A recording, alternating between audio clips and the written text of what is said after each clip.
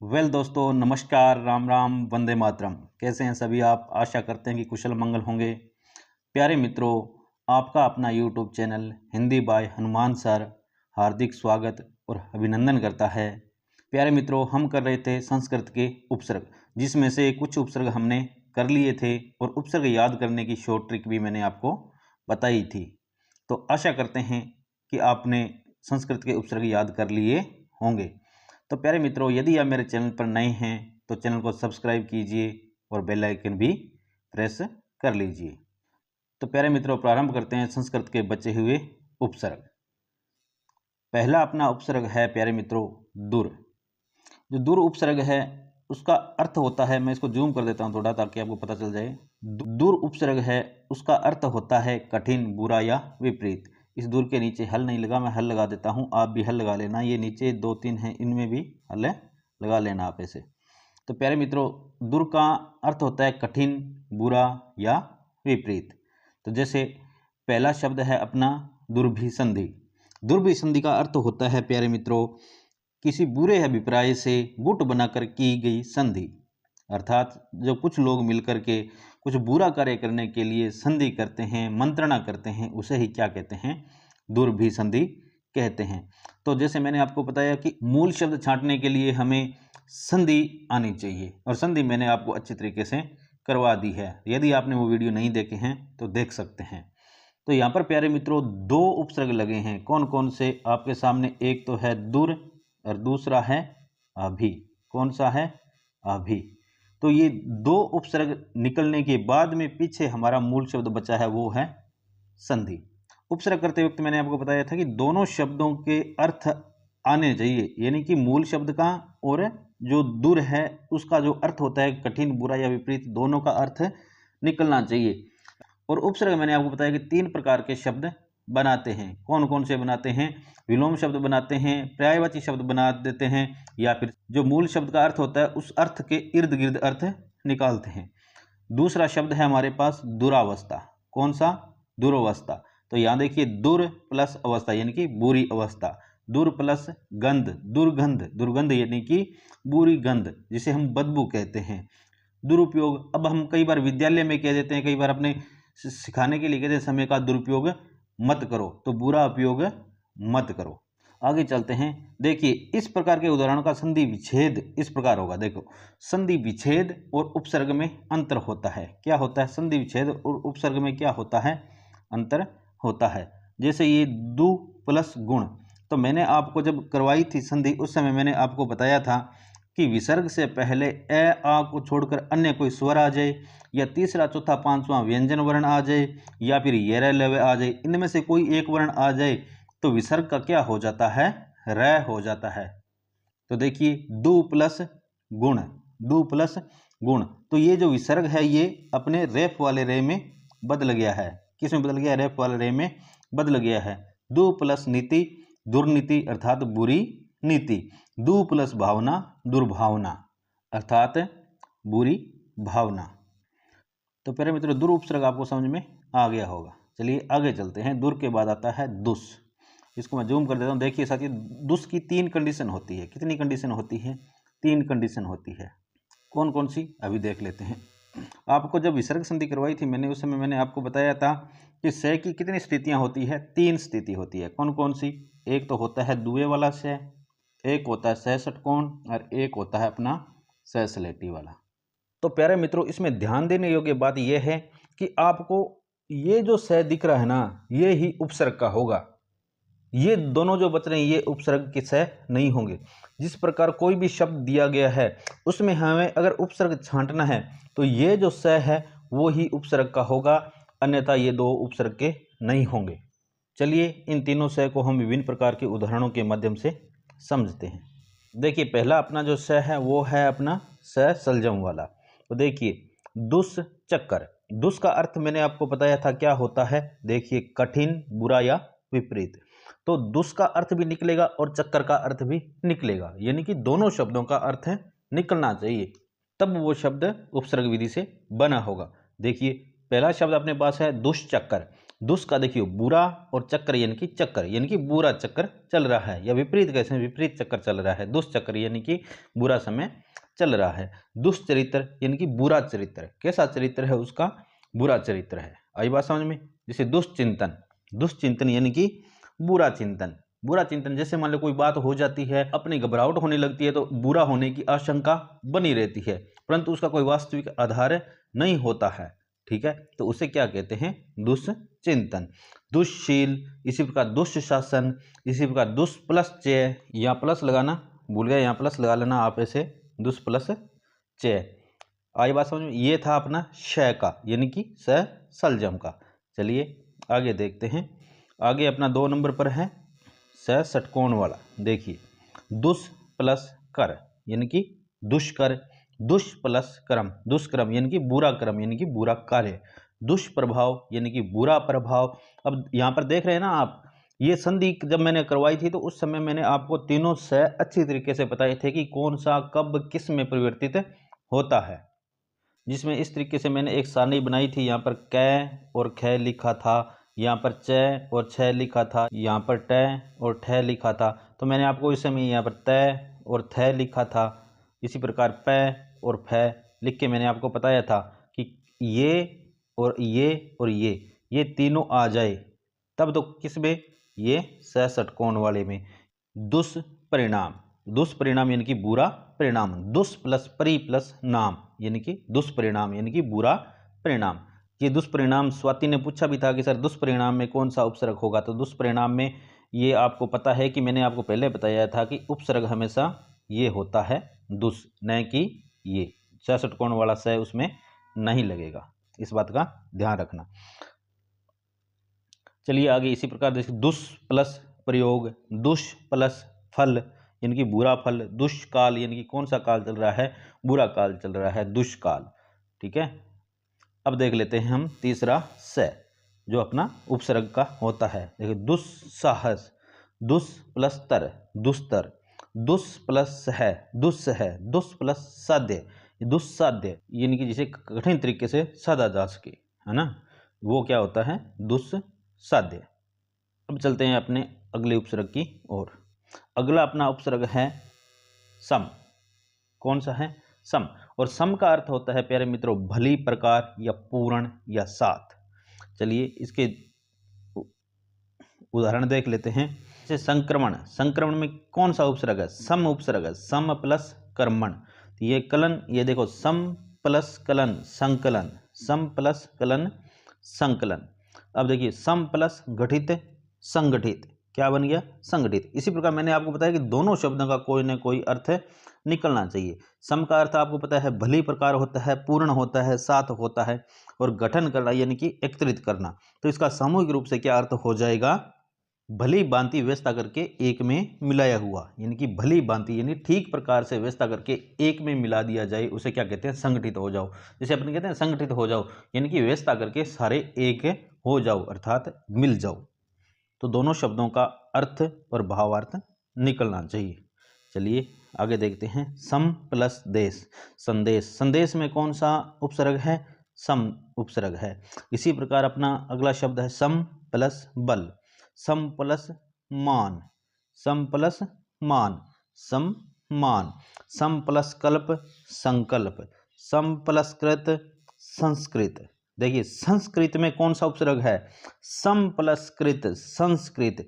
ये जब मैंने आपको संधि करवाई थी उस समय आपको अच्छी तरह करवाया था कि संस्कृत में सम उपसर्ग किस प्रकार है। जैसे संधि तो सम प्लस धी संधि, सम प्लस धी संधि। परीक्षा में इसी प्रकार पूछे जाते हैं उपसर्ग छांटना, मूल शब्द छांटना, या फिर 10th की परीक्षा होती है उसमें सम उपसर्ग से 2 शब्द बनाइए, परि उपसर्ग से 2 शब्द बनाइए, इस प्रकार के क्वेश्चन आते हैं। सम के बाद अपना आता है सु। कौन सा आता है, सु। अब सु जो उपसर्ग है उसका अर्थ होता है अच्छा, सरल और सुंदर। अपना जो सु उपसर्ग है उसका अर्थ होता है अच्छा, सरल और सुंदर। क्या होता है, अच्छा, सरल और सुंदर। चलिए अब सु उपसर्ग के अच्छा, सरल और सुंदर जो अर्थ होता है इसके हम कुछ शब्द देख लेते हैं। देखिए अपना है पहला शब्द है सुदर्शन। देखिए प्यारे मित्रों, कुछ शब्द तो आपको एज इट इज ऐसे के ऐसे मिल जाएंगे जिसमें आपको उपसर्ग छांटने में किसी प्रकार की समस्या का सामना नहीं करना पड़ेगा, परंतु कुछ शब्द ऐसे होते हैं जिसमें आपको उपसर्ग छांटना पड़ेगा, निकालना पड़ेगा बाहर। किस प्रकरण से? संधि प्रकरण से निकालना पड़ेगा। जिस समय हमने संधि की थी तो उस समय मैंने आपको बताया था कि कौन से वर्ण आपस में मिलकर के किसका निर्माण करते हैं। अब इसमें देखिए आप, जैसे सुदर्शन, सुदर्शन में आपको जो सु है वो सीधा सीधा दिख रहा है। सुदर्शन में सु दिख रहा है कि इसमें सु उपसर्ग है, सुदर्शन यानी कि अच्छे दर्शन। इसी प्रकार सुगम में, सुगंध में, सुगंध, देखो अब दोनों का अर्थ निकल रहा है कि नहीं निकल रहा। सुगंध, सु में अच्छी, गंध यानी गंध, यानी कि सुगंध यानी कि अच्छी गंध, यानी सुरति, सुकवि यानी कि अच्छा कवि, सुचारु, सुलभ, सुपुत्र यानी कि अच्छा पुत्र, सुकुमार अच्छा कुमार, सुमार्ग अच्छा मार्ग। ठीक है, यहाँ तक तो इसमें आपको ये जो स है, इसमें आपको जो स ये अच्छी तरह दिख रहा है कि इसमें स उपसर्ग है। परंतु आगे देखो शब्द लिखा है स्वागत। तो स्वागत में प्यारे मित्रों मैंने आपको बताया था कि उ प्लस ए मिलकर किसका निर्माण करते हैं? वह का निर्माण करते हैं। किसका निर्माण करते हैं? वह का निर्माण करते हैं। और ये आगत में आ की मात्रा है, इस वह को क्या कर देगी? पूरा कर देगी। तो अपना शब्द बन जाएगा स्वागत। सु प्लस आगत। सु में जो उ लगा हुआ है, सु में जो अपना उ लगा हुआ है और इधर ए है, तो उ और ए मिलकर क्या बन गया? वैर। आ की मात्रा आ गई अपने वा के आगे, तो क्या बन गया? स्वागत। तो स्वागत में कौन सा उपसर्ग हो जाएगा? सु उपसर्ग हो जाएगा। इसी प्रकार देखिए इसमें स्वस्ति में, तो स्वस्ति में भी आपको पता है कि क्या है? स के किसकी मात्रा लगी है? उ की, और आगे क्या है? अपना ए। और आपको पता है कि उ और ए मिलकर किसका निर्माण करते हैं? वह का निर्माण करते हैं। और अस्थि के, अब देखो यहाँ पर आ की मात्रा थी तो हमने वह के आ की मात्रा लगाई स्वागत में, परंतु यहाँ पर ए की मात्रा है और कोई मात्रा नहीं है, तो इसका मतलब वह का तो वह ही रहेगा, सु प्लस अस्थि। तो सु में से ए निकल जाएगा तो पीछे बचना अपना स। अब कोई भी व्यंजन वर्ण होता है बिना स्वर के क्या होता है? अधूरा होता है। तो स में से हमने उ तो बाहर निकाल लिया तो आधा बच गया स, और उ और ए मिलकर क्या बना? अपना वह। और स्ति का क्या आ जाएगा? स्ति। तो अपना शब्द बन जाएगा स्वस्ति। आई बात समझ में? इसी प्रकार स्वच्छ, तो सु प्लस अच्छ बराबर स्वच्छ। तो ये थे प्यारे मित्रों सु उपसर्ग लगाकर कुछ बने हुए शब्द। अब अपने आगे क्या आता है? सम सु नी। अगला उपसर्ग कौन सा है अपना? नी। देखिए नी का अर्थ क्या होता है प्यारे मित्रों? नी का अर्थ होता है प्यारे मित्रों बड़ा, विशेष, निश्चय, अत्यंत, बाहर। ये किसके अर्थ हैं? नी। नी के भावार्थ हैं। किस उपसर्ग के? नी उपसर्ग के। चलिए अब देख लेते हैं थोड़े से नी उपसर्ग के शब्द देख लेते हैं। देखिए मैंने आपको बताया था, जिस हमने पिछले किया था सु उपसर्ग किया था, उसमें कुछ शब्द हमारे सामने ऐसे थे कि जिसमें हमें उपसर्ग स्पष्ट दिखाई दे रहा था, परंतु इसी प्रकार नी में भी है। नी में भी हमें नी उपसर्ग कुछ शब्दों में स्पष्ट रूप से दिखाई देगा, परंतु कुछ शब्द ऐसे होंगे जिसमें हमें छांटना पड़ेगा। वो भी जब मैंने स्वर संधि बताई थी तो उस समय ये सारा का सारा प्रकरण मैंने आपको समझाया था और बताया भी था कि आगे चलकर ये उपसर्ग में भी काम आएंगे। तो इसलिए उपसर्ग करने से पहले हमें संधि अच्छे तरीके से आनी चाहिए। तो प्यारे मित्रों जिस प्रकार हमारे पास पहला शब्द है निगम। क्या शब्द है? निगम। निगम में हमें नी अच्छी तरह दिख रहा है, नी अच्छे तरीके से दिख रहा है। निगूढ़ में भी अच्छे तरीके से दिख रहा है। निरोध में भी अच्छे तरीके से हमें पता है कि नी उपसर्ग लगा हुआ है। देखिए रोध का अर्थ होता है रोकना। क्या होता है? रोकना। और इसी प्रकार निरोध का अर्थ भी क्या हो गया? रोकना। तो दोनों शब्दों के आसपास कोई अर्थ निकल रहा है। इसी प्रकार नियम है, निवास है। यहाँ तक तो हमें जो ये उपसर्ग है नी स्पष्ट दिखाई दे रहा था, परंतु अब जो आगे शब्द आएंगे उसमें हमें नी उपसर्ग छांटना पड़ेगा। कैसे छांटना पड़ेगा? देखिए अपने पास शब्द है न्यून। क्या शब्द है? अपने पास शब्द है न्यून। तो प्यारे मित्रों जब मैंने आपको संधि करवाई थी तो उस समय बताया था कि यह का निर्माण कैसे होगा? नी प्लस ऊन। तो नी प्लस ऊन, तो अब न्यून में नी अपने क्या है? ई प्लस ऊ का मेल हुआ है। ई का अब क्या बन गया? यह। ऊ की जो मात्रा है वो इसके लग गई है। अब देखिए आगे वाला शब्द है हमारे पास न्याय। क्या शब्द है? न्याय। तो नी प्लस आय क्या हो जाएगा? नी plus I. Knee plus I जो आपको सामने दिख रहा होगा यहाँ पर नी प्लस आए, तो क्या बन जाएगा न्याय। अब आपको पता है कि ये इसमें से ई निकाल देंगे और इधर आ है तो ये कि किसकी मात्रा लग जाएगी, आ की मात्रा लग जाएगी, तो न तो आधा रह जाएगा ना। अब नी में से हमने स्वर निकाल दिया तो न अपने आप में क्या रह जाएगा, आधा रह जाएगा। तो इसी प्रकार यहाँ पर आधा न लिखा हुआ है। इसी प्रकार देखिए न्यस्त, न्यस्त में नी प्लस अस्त, न्यास नी प्लस आस। तो इस प्रकार के शब्दों में हमें ये नी जो उपसर्ग है ये निकालना पड़ेगा। आगे अपना उपसर्ग कौन सा है, नी के बाद निर क्या आता है, निर उपसर्ग। अब निर उपसर्ग में निर शब्द का भावार्थ क्या होता है जरा देखिए। निर का भावार्थ होता है बिना, निषेध, निश्चय, अत्यंतर, बाहर। बिना, निषेध, निश्चय, अत्यंत, बाहर, ये किसके भावार्थ हैं, निर उपसर्ग के भावार्थ हैं। चलिए अब निर उपसर्ग के कुछ शब्द देख लेते हैं। अब देखिए ये जो चार उपसर्ग हैं ये संधि प्रकरण से हल किए जाएंगे। कौन कौन से, मैंने आपको बताया था कौन कौन से। एक तो निर हो गया, एक अपना निस हो गया, और एक हो गया दूर, और एक हो गया दुस। ये चारों के चारों जो उपसर्ग हैं वो किस विधि से हल किए जाएंगे, संधि विधि से हल किए जाएंगे। चलिए देखिए निरुपसर्ग से कुछ बने हुए शब्द। तो पहला अपना हमारे पास शब्द है निर प्लस भय। क्या है, निर प्लस भय। तो हमारा शब्द क्या बना, निर्भय। अब देखिए ये ऊपर रह आ गया, तो रह आते ही आपको पता चल गया ये कौन सी संधि का शब्द है। तो आपको पता होना चाहिए कि ये विसर्ग संधि है। कौन सी संधि है, विसर्ग संधि है। तो इसका संधि विच्छेद करेंगे तो हम क्या बनेगा, नी प्लस भय, नी प्लस भय, तो क्या बन जाएगा निर्भय। ये संधि प्रकरण में हैं, परंतु अगर इसका उपसर्ग निकालेंगे तो हम उपसर्ग तो ये निकलेगा प्यारे मित्रों निर। आई बात समझ में। चलिए देखते हैं आगे। आगे वाला शब्द है हमारे पास निरंजन। तो निर प्लस अंजन, निरंतर, निर प्लस अंतर, निरपेक्ष, निर प्लस अपेक्ष, निरपराध यानी कि बिना अपराध के, निर प्लस अपराध, निराकार, निर प्लस आकार, निरीक्षण, निर प्लस ईक्षण। अब देखिए मैंने आपको बताया कि ईक्षण जहाँ भी आ जाए ईक्षण पर ई की बड़ी मात्रा लगेगी। अब देखिए निरामिष, आगे हमारे पास शब्द है निरामिष। तो निर प्लस आमिष, निर प्लस आमिष, निरुत्साह है, निर प्लस उत्साह है, निरादर, निर प्लस आदर, निरूपाय, निर प्लस उपाय, निर्णय, निर प्लस न्याय, निर प्लस न्याय। और आगे देखिए निर प्लस गम और निर प्लस मम। अब ये बहुत सारे शब्द हैं जो निर उपसर्ग से बने हुए हैं।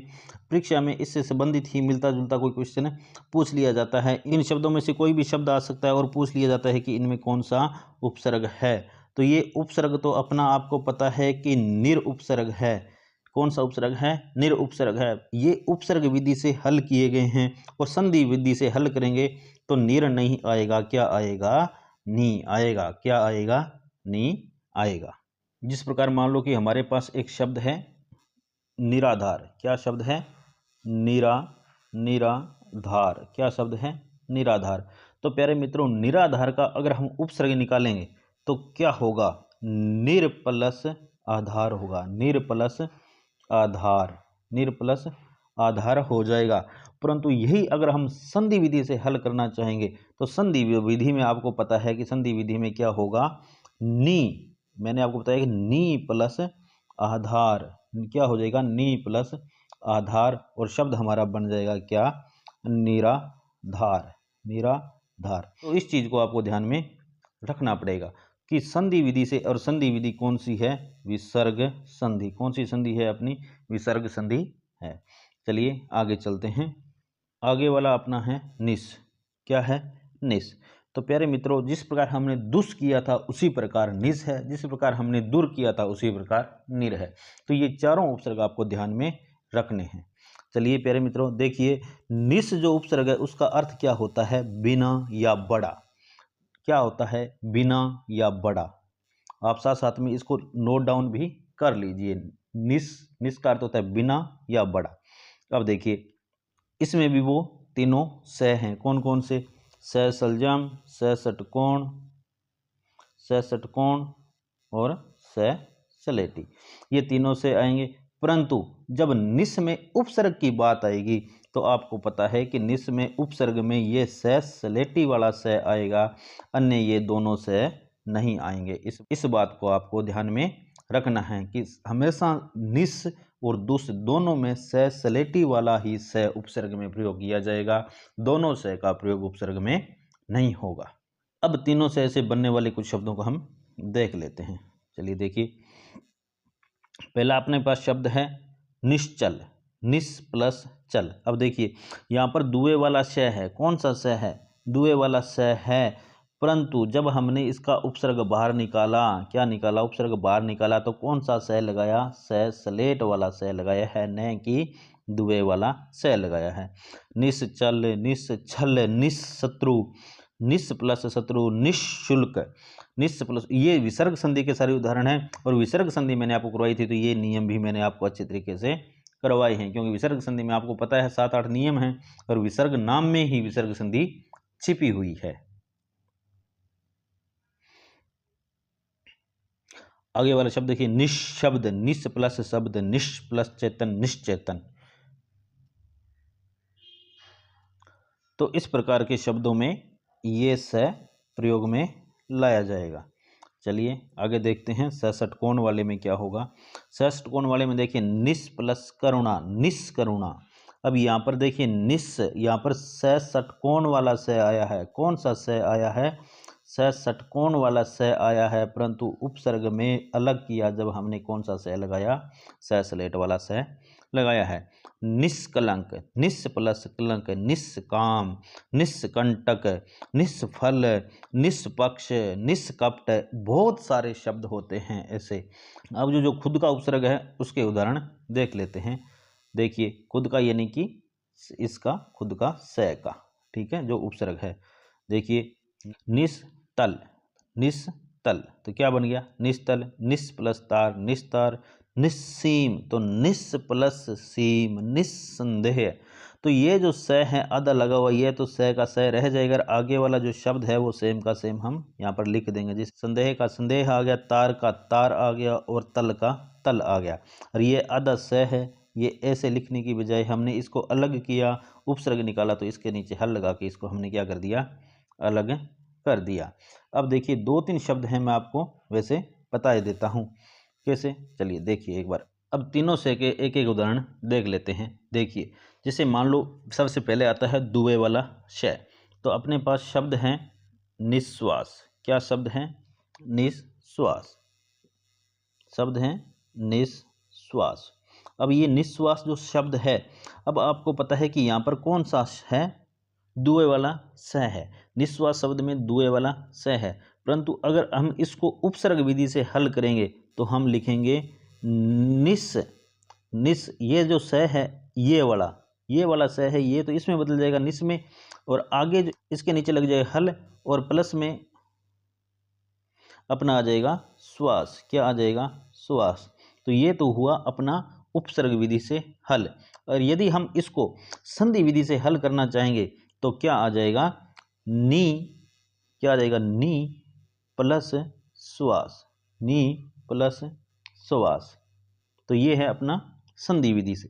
मैंने आपको जब संधि करवाई थी तो उस समय मैंने आपको एक बात बताई थी, अगर आपने ध्यान दी है तो, यदि विसर्ग से पहले ए आ को छोड़कर अन्य कोई स्वर आ जाता है और बाद में कोई तालव्य वर्ण यानी कि च, छ या स आ जाता है, तो विसर्ग किस में बदल जाता है? दुए वाले श में बदल जाता है। क्योंकि आपको पता है च और छ और श ये तीनों क्या हैं?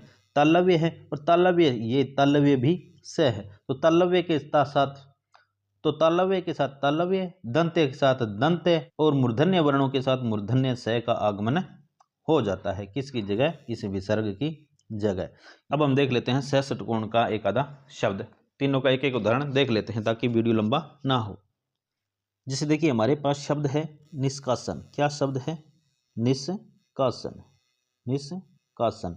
अब हमारे पास शब्द तो आ गया निष्कासन।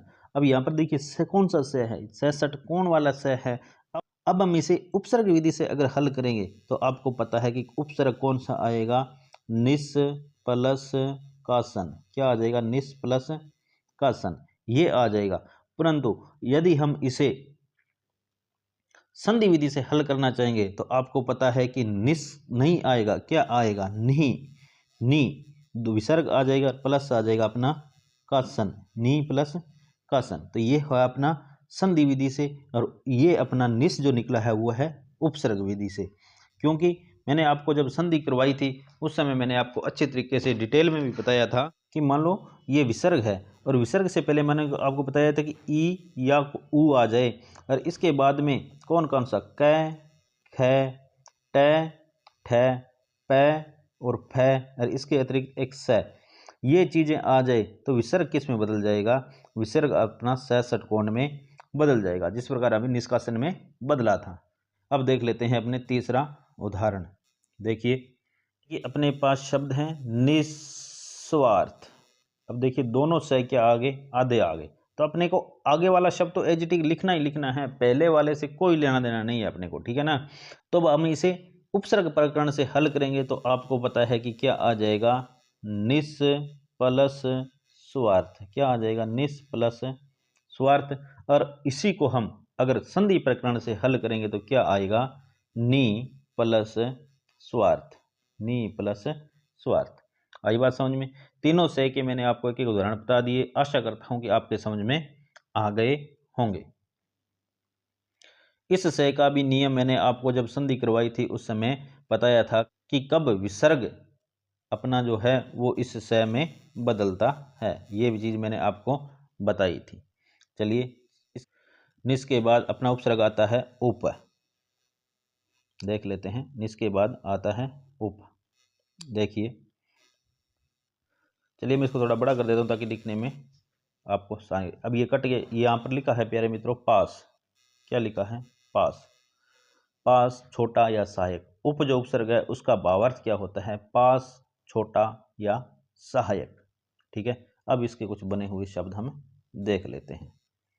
चलिए पहला अपने पास शब्द है उपयोग। अब मैंने आपको बताया कुछ शब्द तो ऐसे होंगे जो आपको अच्छी तरह वैसे के वैसे दिख जाएंगे, परंतु फिर आगे आपको नीचे दिख रहे होंगे कुछ शब्द ऐसे हैं जिसमें आपको उपसर्ग छांटना पड़ेगा, जिस प्रकार हमने न्यून में छांटा था, स्वागत में छांटा था, है ना। तो इस प्रकार आपको छांटना पड़ेगा।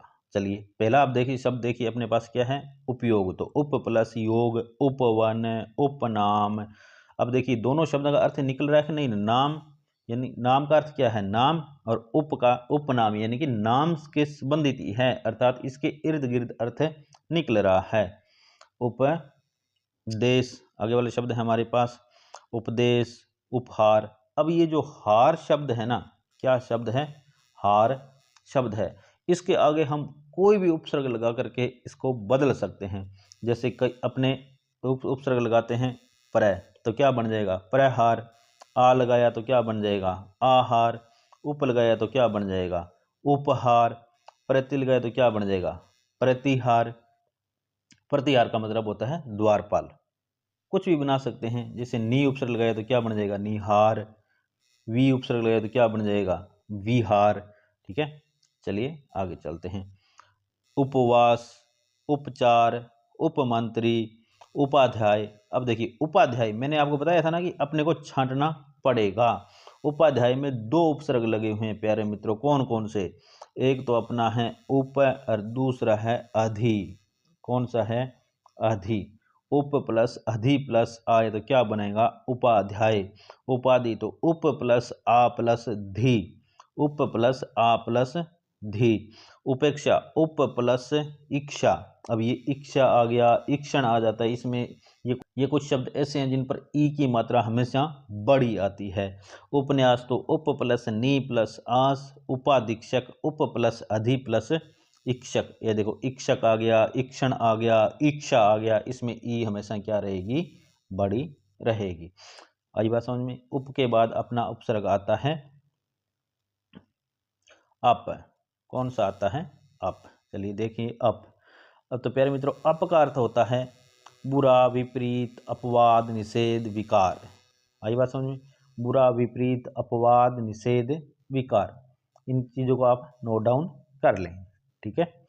चलिए आगे चलते हैं। अब उप उपसर्ग से बने हुए शब्दों को हम देख लेते हैं। जैसे अपगति, अपांग, अपमान, अपराग, अपकीर्ति, अपकर्म। अब इन शब्दों में आपको अप उपसर्ग है वो सामने ही दिख जाएगा, सामने ही दिख जाएगा। परंतु कुछ शब्द आपको मैं बार बार कह रहा हूं कि आपको उसमें देखना पड़ेगा, छांटना पड़ेगा कि कौन सा उपसर्ग होगा इसमें। देखिए आगे वाला शब्द हमारे पास देखिए क्या है, अपेक्षा है। अपेक्षा में हमें अप नहीं दिख रहा, ठीक है, परंतु छांटना पड़ेगा। क्या करना पड़ेगा, छांटना पड़ेगा। तो क्या हो जाएगा, अप प्लस इच्छा, क्या बन जाएगा, अपेक्षा। और ये है अपना अप उपसर्ग। और एक मात्रा जब ऊपर आ जाए तो आप मुझे कमेंट में बताएंगे कौन सी संधि होगी। इसी प्रकार अपकार, अपयश, अपवर्तन, इसमें कौन सा उपसर्ग है, अपना अप उपसर्ग है। उपसर्ग में प्यारे मित्रों इस बात का ध्यान रखना कि उपसर्ग की मात्रा हमेशा क्या होती है, छोटी होती है। जैसे परि है, प्रति है, अधि है, अपि है, अति है, कुछ भी आ जाए, ठीक है ना।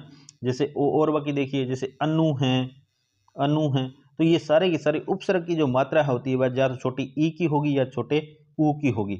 ना तो बड़ी ई की मात्रा होगी ना बड़े ऊ की मात्रा होगी। इस बात का आपको ध्यान रखना है। चलिए आगे चलते हैं।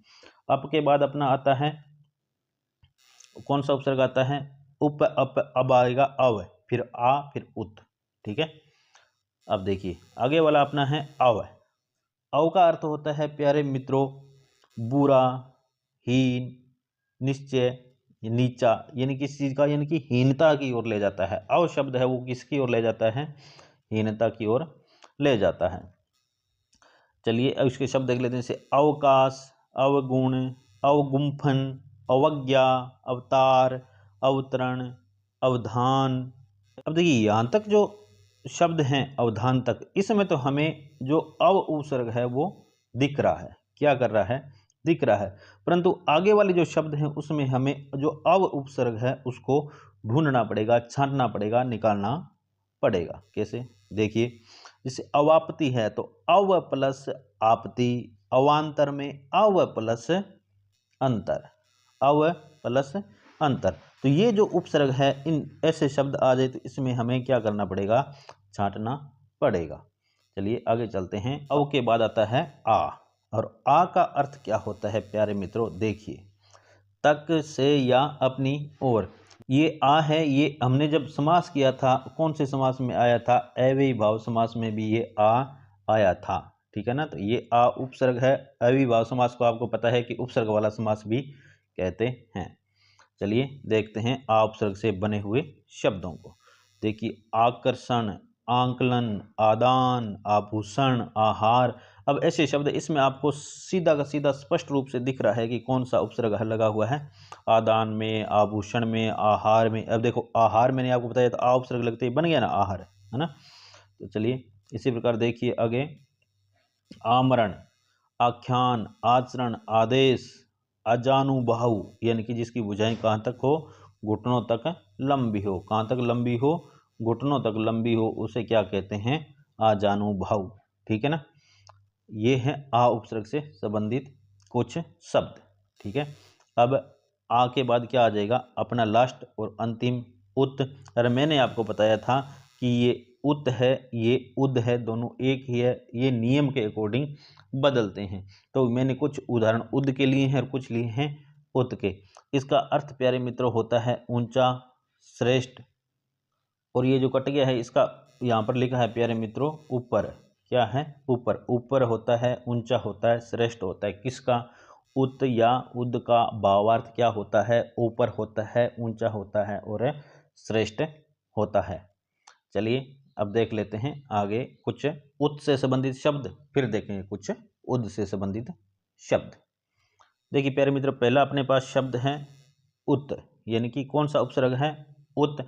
जैसे हमारे पास शब्द है उल्लेख, तो आपको पता है कि उत प्लस लेख कौन सी संधि हो जाएगी, व्यंजन संधि हो जाएगी।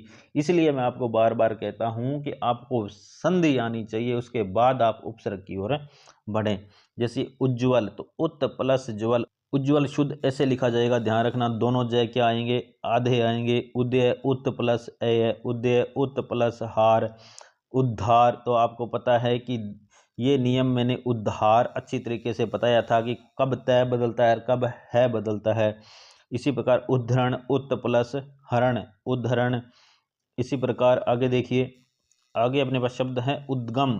तो उत प्लस गम, जब मैंने आपको वर्तनी करवाई थी तो ऐसे इस प्रकार के शब्द मैंने आपको अच्छे तरीके से करवाए थे। तो उत प्लस गम, उन्नति उत प्लस नति, उच्छ्वास उत प्लस श्वास, उत प्लस श्वास, ये सारे के सारे व्यंजन संधि के नियम है। किसके नियम है?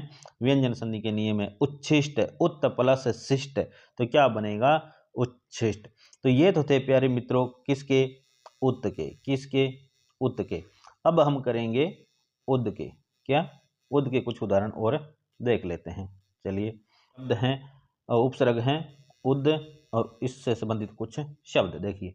उत्कंठा, तो उद प्लस कंठा आएगा। क्या आएगा? उद प्लस कंठा। ये भी सारे के सारे किसके नियम हैं? व्यंजन संधि के नियम हैं, और व्यंजन संधि के द्वारा ही हमने उद उपसर्ग को बाहर निकाला है।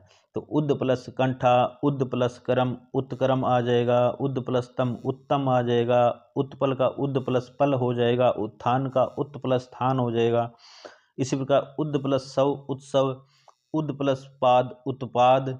इसी प्रकार कुछ और शब्द देखें तो जैसे उद प्लस तर, तो क्या बन जाएगा? उत्तर बन जाएगा। क्या बन जाएगा? उत्तर बन जाएगा। ऐसे और भी बहुत सारे शब्द हैं, परंतु यहाँ पर सीमित शब्द लिखे गए हैं, परीक्षा की दृष्टि से महत्वपूर्ण हैं, ये आपको समझ में आ गए होंगे।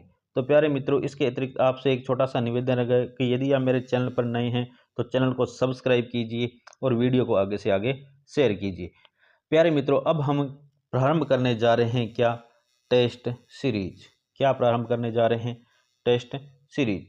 पहला टेस्ट आएगा प्यारे मित्रों अपना संज्ञा का। किसका आएगा? संज्ञा का। और संज्ञा में जितने भी पुराने पेपर आए हुए हैं, पुराने पेपरों में जो क्वेश्चन आए हैं, किस प्रकार के क्वेश्चन पूछे जाते हैं, उन सभी प्रश्नों का व्याख्या सहित आपको टेस्ट करवाया जाएगा।